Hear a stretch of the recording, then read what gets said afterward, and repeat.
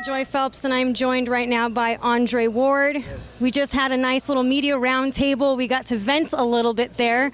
Do you find yourself in positions where sometimes you really wish you could speak out and you're just like, oh, I just got to bite my tongue? I think that's a lesson in life.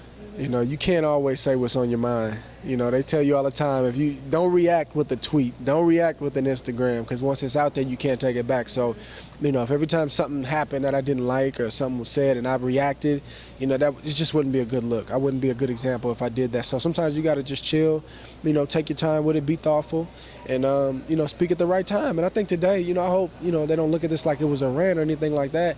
This is just good dialogue between the media. Like, I'm asking you guys questions, you guys are challenging me, and we're just trying to get some answers out there on the table so people can read some different views instead of things being one way sometimes. Right. Well, on a positive note, look at you being all a celebrity and stuff over here, movie star. Mama, we made it.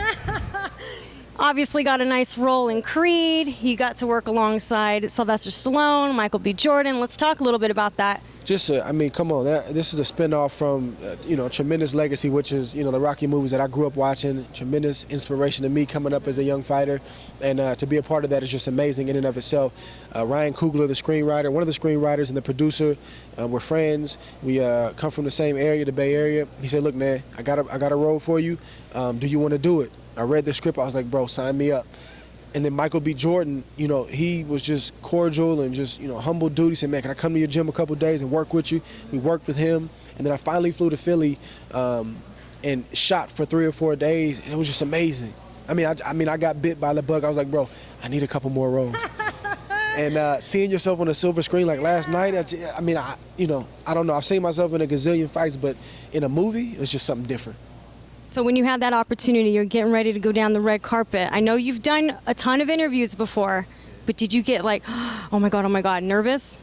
I was a little nervous, yeah, a little nervous. But it was good nerves, though. It was good nerves because, it was just, I'd never been in that space in terms of like knowing how much to share. And they're like, tell me about the movie. And I'm like, well, it's a good movie. You should watch it because it's not out yet. These are private, screenings that they're showing. The movie comes out Thanksgiving, go watch it. Shameless plug. But yeah, I was a little nervous because it was different, but no, I had a good time. I had a good time. I learned a lot, and again, man, I'm just happy to be a part of it. Okay, Andre, so tell me why I should go see the movie. Tell me a little bit about your character. My character is Danny Showtime Wheeler, and I pretty much have my same stats and credentials as I do in real life. And Michael B. Jordan, obviously, young Creed is the main character, but I feel like in the beginning of the movie, I have a pivotal part to play. You have other guys in there, like Gabe Rosado, Jacob Stitch Duran. It's a real authentic movie, and Michael B. Jordan did a great job of not only transforming his body, but learning about the sport and caring about learning about the sport. So you're going to get an authentic feel. So casual fans will appreciate it, but diehards will say, man, I can rock with this. Yeah. So obviously, Michael B. Jordan learned a few things from you, as I'm sure the other fighters. What did you learn from him? Really just work ethic. When I see Ryan Coogler and I see Michael B., like I shot 3 days in Philly, 3 12-hour days. And when I say 12-hour days, I mean 12-hour days. And I was in the bath, like taking Epsom salt baths and ice in my shoulder after that. This guy, Michael, has like the whole movie to do. He's shooting for months, nonstop, and maybe a day off here and there. Work ethic is tremendous. Ryan's work ethic. This guy would, run the whole show for the whole day, 12, 13 hours, and then call me like, how you feeling? You all right? Everything. I'm like, bro, I'm good. How you doing? These are young guys. Yeah. So the work ethic was tremendous, and anybody out there trying to make it, young kids, man, you got to put in the work and whatever you love to do, and if you do that, great things are going to happen. Andre, being in front of the camera often, getting asked questions, what has been the craziest thing someone's asked you? Man, that's a good question. I think some of the weirdest things that I get asked are like, are you scared of a guy? Or like I heard that, I had to postpone the fight because of my knee. Ward was scared. Just hearing comments sometimes, they're like, that doesn't make sense. Like, been boxing a long time and yeah, you got to, overcome fear. But like, man, I'm not afraid. I think it's just like stereotypical questions that you get hit with like that are just, like, what? Yeah. But I don't really get asked a lot of crazy stuff, but it's just those kind of responses sometimes that'll make you kind of eyebrow raisers. Have you ever been, for example, like had something written about you and you had the opportunity, you knew who the writer was, and you had the opportunity to sort of counter what they said about you? I think at the end of the day, the truth always will prevail. And sometimes, a lie will get to the destination quicker than the truth can. But I think at the end of the day, as long as you stand on truth, whether it's about your character, your personality, or a particular situation that may have happened, you can rest in that.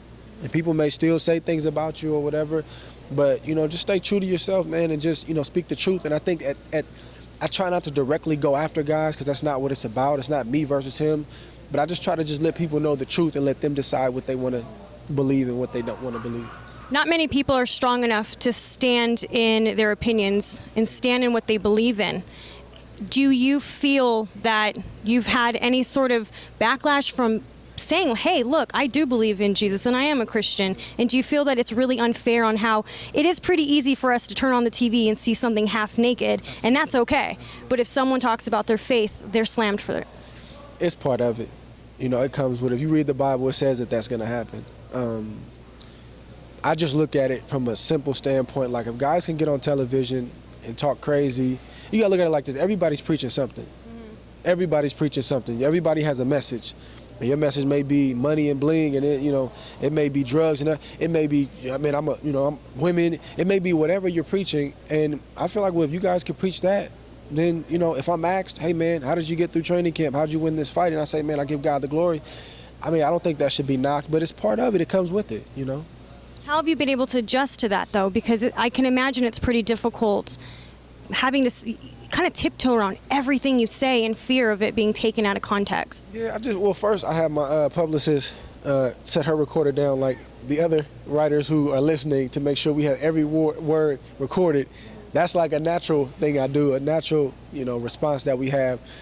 But no, I try not to overthink stuff like that. And let me be clear, like, everybody's not preaching bad stuff and I'm the only guy preaching. Man, there's guys that aren't Christian that are tremendous guys and, high character quality guys. So I don't want to send that kind of message. But I just think just being who you are, like, I'm me. And one thing that people are always going to get from me is authenticity. I try to be as real as I can be, and as honest as I can be, and also try to put myself in other people's shoes. Critics alone are not bad. Sometimes they say things that we need to hear and they'll give you a nugget like, man, I needed to hear that. So I think just balancing out when to speak, what to say when you do speak, and sometimes you just need to close your mouth and keep it moving. What's been one thing that you've read about yourself where you're like, man, they got that all wrong? That was so not even what happened. I haven't read this, but, I have family members that read stuff. I think when people say things like I'm arrogant, I just think it doesn't even fit me. They must have never met you, though. This is like guys that are in the industry. Now, can I be arrogant at times? Am I always? No. Of course, yeah. I've had moments where I'm like, dude, you need to chill. But that's as a whole, that's not who I am. So when you read things like that, you can't get emotionally invested every time you read something you don't want to hear. And then my kids are watching me. How's daddy gonna respond to this? It's gonna be times that kids are gonna say things about them. You play on sports teams. They don't like you. They're hating on you. I want to be in a position where I can say, son, look, I get what you're going through. This is how you respond. So it's life. It comes with the territory. Andre, you've had another setback. Last time I talked to you was post-fight with Smith, the Smith fight up in Oakland. We were excited. We finally have you back. And then right when we think we're going to have you back again, another injury. How do you keep yourself focused during the midst of all of this? Well, I guess you could say it's, but it's not really an injury. Like, nothing's new has happened. Nothing is wrong. A flare-up then? Yeah, it's a flare-up, and it's unfortunate, but I just look at it like, I feel like I understand why I had it. I did too much in training camp and didn't quite listen enough. It's unfortunate. This date wasn't mine. It wasn't meant to be. And there are things that I have questions about and I don't have answers for. I know this last 2 years has been rough, but I know I've grown a lot. I know I've matured a lot. I know that I have a different type of respect and hunger and appreciation for my craft because it was taken away from me for 2 years. But I'm a firm believer, man, that when you follow a person's life or career, don't just look at one chapter and then, just chalk it up. Just look at the whole story. And we've had a lot of success, a lot of great things have happened, and the key is going through those situations and coming out on the other side. So I hope we don't have any more setbacks. I don't think we will, and I think we're going to finish strong like we're supposed to, so I'm looking forward to it, and the fans can too. So to follow up with that, well, when can we expect you back? Is there a specific month that's already been talked about? I mean, from what I understand, we're looking at mid to late February or maybe early March or something like that. I'm physically fine. You know, I got the knee, you know, back down where it needs to be. It's feeling good. And I'm just waiting on a date. So I'm training. I feel good. I'm still in shape. I'm ready to go. Would it be a Bay Area type fight, or are we going to have you here in Vegas or anywhere else for that matter? It's like any fight. We just lay the options on the table and we collectively make a decision, you know. So I know people think that I exclusively fight in the Bay Area, but, you know, that's why they got Box Rec. You got to look at all the fights. I think I fought in Oakland, 5-6 times out of a 28-fight career. So, but I'm not going to apologize for fighting at home. I love fighting at home, and the Bay Area deserves it. So we'll see. It's my first time. Would have been my first time in Vegas. 2 places I've never fought. The 2 boxing meccas, New York, Las Vegas. We got to make that happen. Well, with that 3-fight deal you signed with HBO, I'm pretty sure that they'll work that out. Happen, yeah. Okay, last question for you. Obviously, you, like we were talking about, you kind of receiving some hate. Ronda Rousey, as of recently, has been under a lot of scrutiny for losing. Did you get a chance to watch her fight? I saw. Well, it's 2 rounds. I think the second. All it lasted. I think I saw the second round. I didn't actually tune in and watch it, but I saw, you know, the recap. Unfortunate, but it happens. Like, that can literally happen every time we step in the ring. You can get knocked out cold. You can get, you know, embarrassed in front of the world. I kind of get why people did it. You know, the persona and stuff that she put out there. That's kind of, you know, who she is. But even people who don't do that, they, you know, you have a bad night, people are gonna let you hear about it. It's sad, but it's part of the sport. I wish her nothing but the best, man, and I believe she's gonna bounce back. All right. Well, it's great talking with you. Thank you for taking the time out. You guys make sure you go watch Creed November the 28th. Watch him make his big debut. Talk to you later. Bye, fight fans. Hey, fight fans, if you guys haven't already done so, make sure you download the Behind the Gloves app. It's free, and it features really cool stuff like a fight calendar that reminds you of all the upcoming fights, and it allows for you to, with one click, to remind yourself directly to your phone. And it also features 24/7 breaking news that's going on in boxing. So make sure you guys go ahead and do that and subscribe to this channel.